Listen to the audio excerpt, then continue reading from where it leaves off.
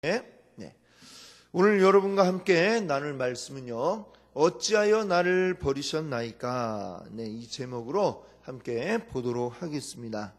이제 우리 예수님이 십자가에서 하신 말씀으로는 네 번째고, 오늘 또 우리 특별 새벽 기도회로는 이제 세 번째 날이 되겠습니다. 이제 우리가 한 절반 정도 왔습니다. 우리 계속해서 우리 끝까지 또 믿음으로 승리할 수 있는 이 한 주간 되기를 바랍니다. 아멘. 네.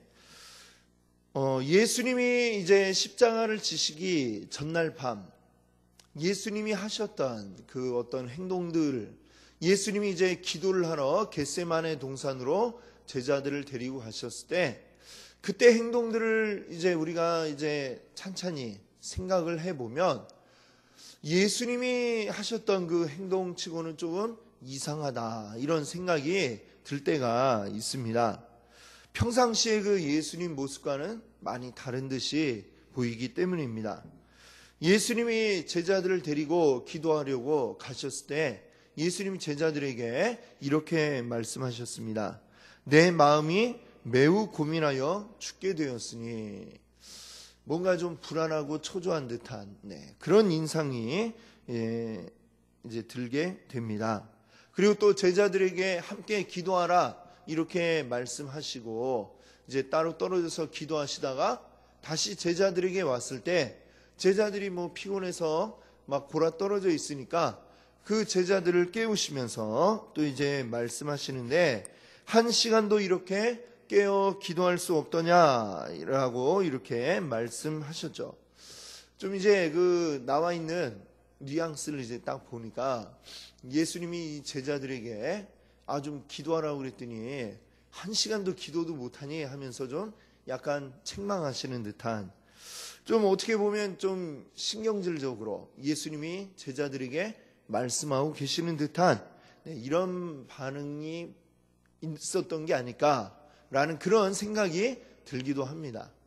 그러니까 예수님이 지금 십자가 지시기 직전, 이 체포되기 직전 이 상황에서 기도하실 때에 예수님의 모습은 좀 많이 평상시와는 달라 보였다라고 하는 이런 생각이 드는데요. 사실 우리가 누구나 그렇죠. 죽음을 앞두게 된다면 모든 사람이 좀 불안하고 좀 이렇게 초조한 마음이 드는 게 당연하다, 이렇게 생각이 들지만, 그런데도 불구하고 좀 우리 예수님은 좀 안 그러실 것도 같은데 왜 그러셨을까라고 하는 이런 생각이 들면서 살짝 실망스럽기도 한 이런 생각이 들기도 했습니다. 자, 그런데 이 예수님이 정말 이 십자가를 지신다는 게 어떤 것이었는지 우리가 정말 제대로 안다면 예수님의 어쩌면 그런 모습도 이해가 될 거라, 이렇게 생각이 됩니다. 특별히 오늘 그 하셨던 그 말씀 생각해 보면 충분히 우리가 예수님이 당하실 그 고난이 어느 정도였길래 예수님 그 직전에 이렇게 정말 평상시와 다른 모습을 보일 수밖에 없었을까라고 하는 것이 우리가 충분히 이제 이해가 되는 것이죠. 오늘 우리가 읽은 이 말씀에 보니까 예수님이 소리 질렀다라고 되어 있습니다.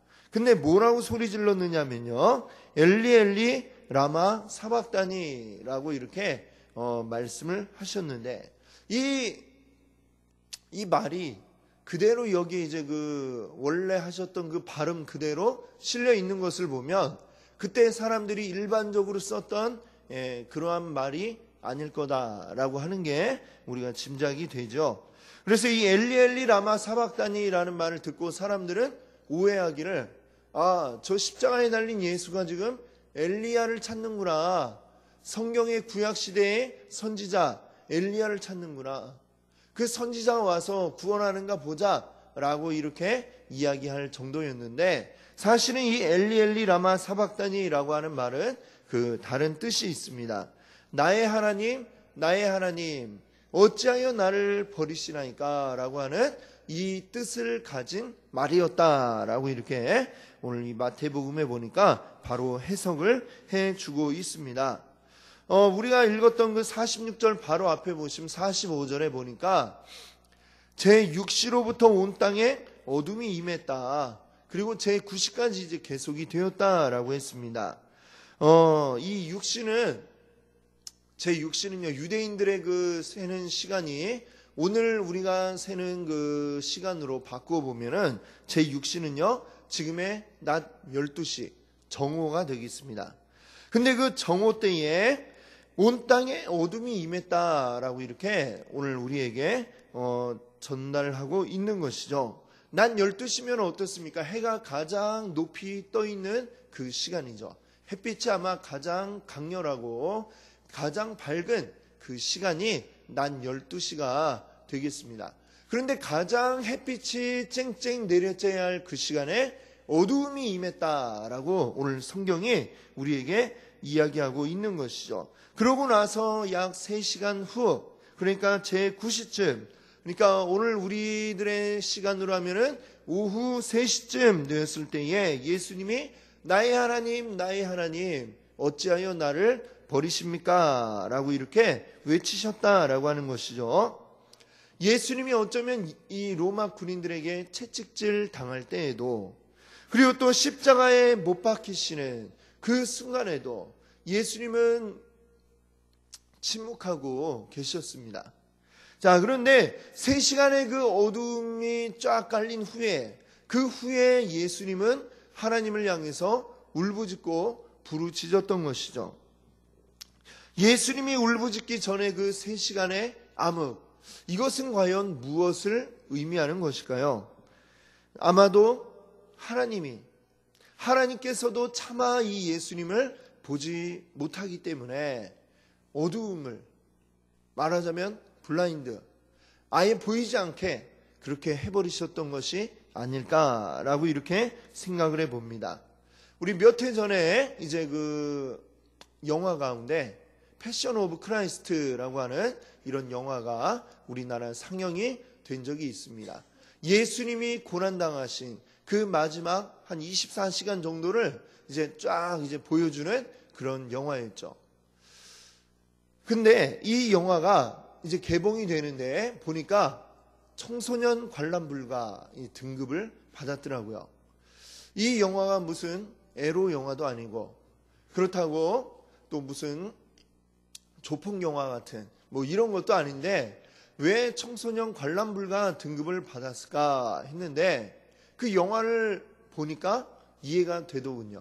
왜냐하면 너무나도 사실적으로 이제 예수님이 고난당하시는 장면을 정말 끔찍할 정도로 이렇게 사실적으로 묘사를 해놨다 보니까 좀 볼 때에 피도 막 튀기고 잔인하다 이런 느낌이 들 정도였기 때문에 이 어른인 제가 봐도 좀 보다가 막 움찔움찔하고 깜짝깜짝 놀라는 이런 장면들이 많이 있었습니다.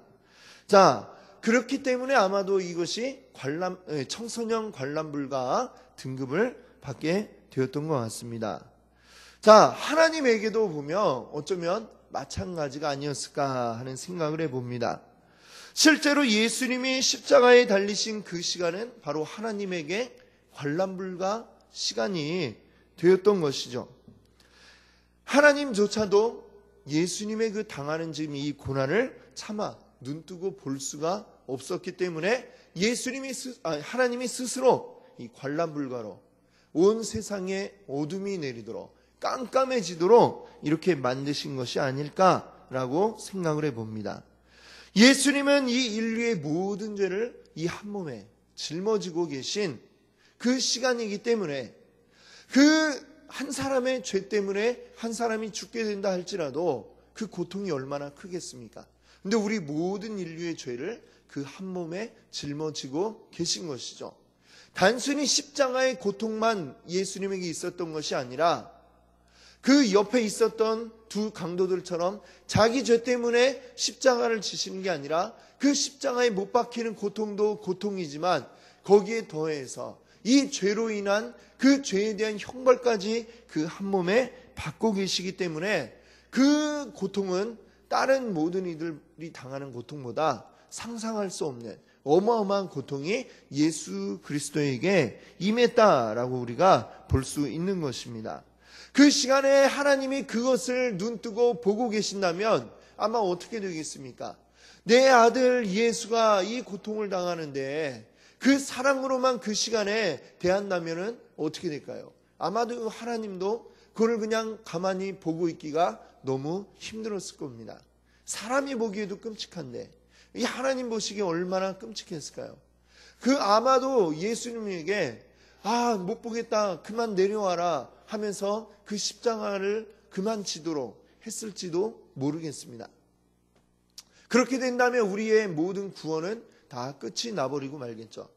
그래서 하나님은 차마 그 시간에 예수 그리스도에 대한 사랑, 내 아들에 대한 이 사랑으로 그 시간을 본다면 견딜 수가 없기 때문에 하나님께서는 아예 까맣게 온 세상을 꺼멓게 그렇게 처리를 해버리시고 차마 볼 수 없는, 보지 않는, 그래 외면을 해버리는 아마 그런 시간이 이 정오부터 3시까지의 아마 이 시간이 아니었을까라고 생각을 해봅니다. 그 하나님께서는 보지 못하여 고개를 돌려버리시고 그리고 사랑이 아니라 오직 죄에 대한 공의로서만 그 시간에 하고 계신데 그것을 감당하는 예수님에게는 또 너무나도 이 고통이 너무나 큰 것이었죠. 그렇기 때문에 그 외면해버리신 하나님을 바라보면서 하나님, 나의 하나님 어찌하여 나를 버리십니까? 라고 그 시간에 울부짖을 수밖에 없을 정도로 이 예수님의 그 시간의 고통은 너무나 어마어마하게 큰 고통이었다라고 우리가 생각을 하게 됩니다.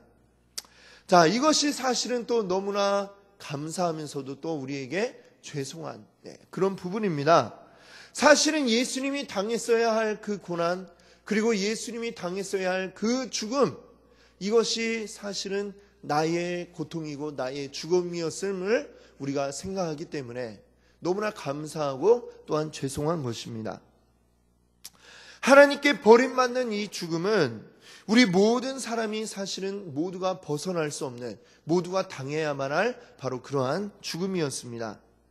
하나님이 우리를 버리신 게 아니라 사실은 우리가 하나님을 떠났기 때문에 우리가 당해야 할 그런 고난이고 죽음이었던 것이죠. 사람들은 이런 죽음에 대해서, 이 죽음의 그 고통에 대해서 좀 너무나 두려운 감이 있기 때문에 이것에 대해서 그냥 나름대로 긍정적으로 해석을 하려고 하는 이런 시도들이 많이 있었습니다. 죽음을 이제 어떻게 해석하냐면은 계속되는 어떤 윤회의 그런 한 부분이다 라고 이제 생각을 하는 사람들이 있었고, 또 어떤 사람들은 죽음은 단지 우리가 앞서 갔던 이 조상들에게로 돌아가는 것이다 이렇게 또 생각하는 그런 사람들도 있었습니다. 또 이 죽음은 육체라고 하는 감옥을 떠나서 우리 영혼이 자유를 얻는 시간이다 라고 이렇게 또 생각하는 사람들도 있었습니다. 나름대로 그냥 이 죽음을 좀 긍정적으로 생각해 보려고 했던 여러 가지 시도들이죠. 하지만 이런 죽음을 실제로 경험해보고 죽으면 어떻게 된다, 이 세상에 말해준 사람이 아무도 없죠. 그러니까 이 죽음에 대해서 알지 못하고 그리고 이 죽음을 두려워하는 이 마음이 있는데, 사실 이 죽음이라고 하는 것, 아무리 우리가 긍정적으로 생각을 한다고 해도 죽음에 갖고 있는 그 실체는 바뀌지 않는 것입니다. 죽음이란 하나님께 버림받는 것이고 하나님의 보응하심에서 쫓겨난다라고 하는 그 실체는 바뀌지 않는다는 것이죠. 그래서 죽음이 계속해서 우리에게 두려움으로 남을 수밖에 없는 것입니다. 자, 그런데 너무나도 감사하게도 우리 주님은 우리를 대신해서 그 죽음을 감당해 주셨다는 것이죠. 너무나 감사하게도 주님이 모든 것을 대신해서 짊어져 주신 것입니다. 이것을 우리가 주님 앞에 무엇으로 우리가 갚을 수가 있겠습니까? 이 감사함을 우리가 이 세상에 있는 어떤 말을 우리가 한다 할지라도 주님 앞에 이 감사함이 표현이 되겠습니까? 아니면 주님께 우리 이 세상에 있는 어떤 것을 드린다 한들 이 감사함을 우리가 갚을 수가 있겠습니까? 어떤 말로도 또 어떤 것으로도 우리가 이 감사함을 갚을 수가 없을 것입니다. 오늘 우리가 그것을 우리가 기억할 수 있기를 바랍니다. 오늘 우리가 이 예수님이 하나님께 버림당하면서까지도 그 큰 고통을 감당하셨음을 오늘 우리가 생각해 봤습니다. 그리고 그 고통은 원래는 내가 당했어야 할 고통인데 우리 예수님이 대신 당하셨다라고 하는 이 사실 또한 우리가 오늘 이 말씀을 통해 생각해 봤습니다. 오늘 이 하루 동안 우리가 이것들을 기억하기를 원합니다. 우리 연약한 인생, 부족하고 보잘것없는 이 인생을 위해서 친히 십자가를 지시고 정말 상상할 수 없는 고통을 당하시고 우리를 위해서 이 사랑을 우리를 위해서 나를 위해서 베풀어 주셨음을 오늘도 우리가 기억하면서 우리 주님께 감사할 수 있는 이 하루가 되기를 원합니다. 아멘. 기도합니다.